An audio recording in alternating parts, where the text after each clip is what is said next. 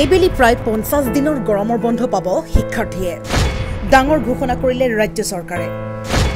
বিদ্যালয়ৰ ছাত্ৰ-ছাত্ৰীৰ বাবে এটা ভাল খবৰ গ্ৰীষ্মকালীন ছুটিৰ ঘোষণা কৰিছে এইখন ৰাজ্য চৰকাৰে ইয়াৰ সমান্তৰালকৈ চৰকাৰী আৰু বেচৰকাৰী বিদ্যালয়সমূহ থাকিব বন্ধ উত্তৰ প্ৰদেশৰ শিক্ষা বিভাগে জাৰি কৰা নিৰ্দেশনা অনুসৰি 18 জুনলৈকে সকলো বিদ্যালয় থাকিব বন্ধ অত্যন্ত গৰমৰ প্ৰতি লক্ষ্য ৰাখি লগতে শিশুৰ স্বাস্থ্যৰ প্ৰতি লক্ষ্য ৰাখি শিক্ষা বিভাগে এই সিদ্ধান্ত গ্ৰহণ কৰিছে প্ৰায় 40 দিন ধৰি চলি থকা এই বন্ধৰ দিনত শিশুৱে গৰমৰ পৰা কিছু সকা পাব অৱশ্যে দিল্লী চৰকাৰী বিদ্যালয়সমূহত 11 মেৰ পৰা আৰম্ভ হৈছে গ্ৰীষ্মকালীন ছুটি আৰু যেটো 30 জুনলৈকে চলিব ইফালে 20 মেৰ পৰা উত্তৰ প্ৰদেশৰ চৰকাৰী বিদ্যালয়সমূহ বন্ধ ঘোষণা কৰা হৈছে উত্তৰ প্ৰদেশত এক মাহৰ বাবে থাকিব বন্ধ বিদ্যালয় ব্যক্তিগত বিদ্যালয়সমূহতো 25 মেৰ পৰা বন্ধৰ দিন আৰম্ভ হ'ব অৱশ্যে বন্ধৰ দিনতো অনলাইন ক্লাছ থাকিব চলি অনলাইনৰ জৰিয়তে বিদ্যালয়সমূহে শিশুসকলক ঘৰুৱা কাম দিব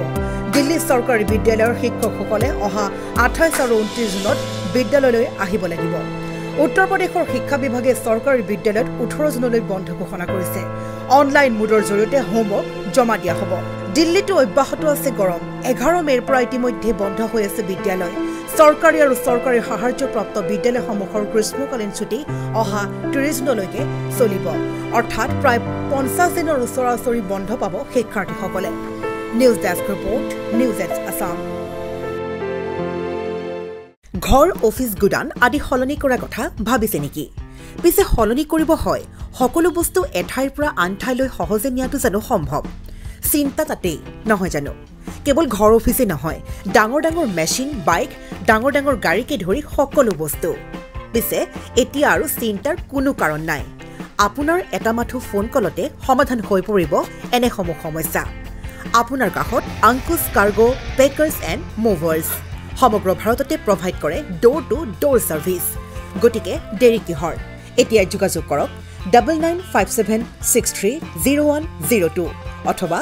9546214823 নম্বৰত লগতে ঠিকনা ফটাহিল আমবাৰী নিয়াৰ অনাথ আশ্ৰম আমবাৰী থানা গুৱাহাটী